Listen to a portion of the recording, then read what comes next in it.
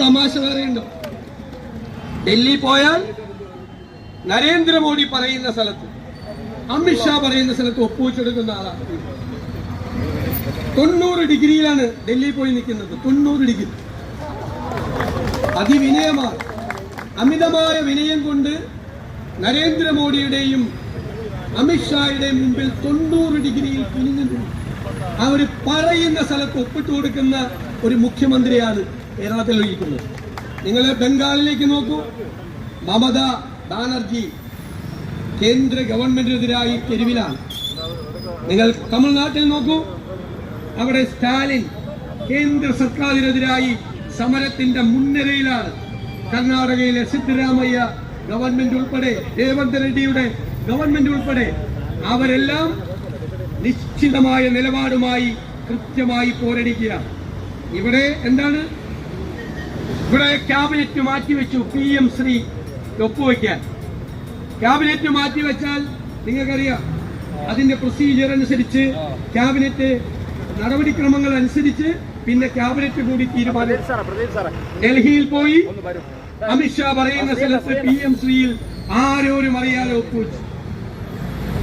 ഇവിടെ polit bureau അറിഞ്ഞില്ല, secretariat അറിഞ്ഞില്ല, സംസ്ഥാന കമ്മിറ്റി അറിഞ്ഞില്ല, LDF അറിഞ്ഞില്ല, ക്യാബിനറ്റ് പോലും അറിഞ്ഞില്ല.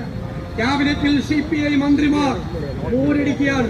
ഇതിൽ ഒപ്പിടരുത്, ഒപ്പിട്ടു പോകരുത് എന്ന് പറയുമ്പോൾ ഒപ്പിട്ട് വന്ന പിണറായിയും നമ്മുടെ ശിവൻകുട്ടിയും മിണ്ടാതിരിക്കുകയാണ്. ക്യാബിനറ്റിൽ ഒപ്പിട്ട് വന്നിട്ട് ഡൽഹിയിൽ പോയി PM ശ്രീയിൽ ഒപ്പിട്ടിട്ട് ക്യാബിനറ്റിൽ ഇരിക്കുന്ന സഹപ്രവർത്തകരെ പറ്റിച്ച കേരളത്തിലെ ആദ്യത്തെ മുഖ്യമന്ത്രിയാണ് പിണറായി വിജയൻ. ക്യാബിനറ്റിലെ സഹപ്രവർത്തകരോട് പറയണ്ടേ, ഇത് ഒപ്പുവെച്ചു, നമ്മൾ ഒപ്പുവെക്കാൻ നിർബന്ധിതരായി, വേറെ നിവൃത്തിയില്ലായിരുന്നു, ഒപ്പുവെച്ചെന്ന് പറയണ്ടേ? ഒപ്പുവെച്ചിട്ട് കൂടിയ ക്യാബിനറ്റിൽ അത് ഒപ്പുവെക്കരുത് എന്ന് മന്ത്രിമാർ പറയുമ്പോൾ ഒപ്പുവെച്ചത് മറച്ചുവെച്ച സംസ്ഥാനത്തെ ആദ്യത്തെ മുഖ്യമന്ത്രി, സ്വന്തം ക്യാബിനറ്റിനെ കലപ്പിച്ച കേരളത്തിലെ ആദ്യത്തെ മുഖ്യമന്ത്രിയാണ് പിണറായി വിജയൻ.